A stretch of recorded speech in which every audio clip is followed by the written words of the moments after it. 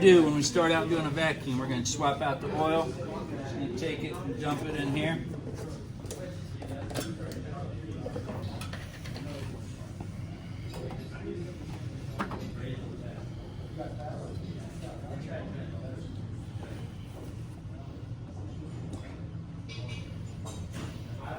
I'll start with some fresh oil.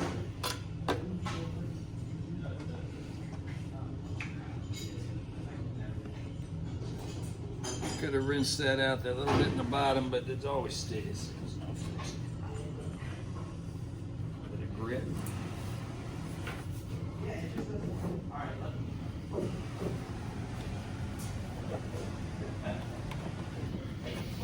On the fly.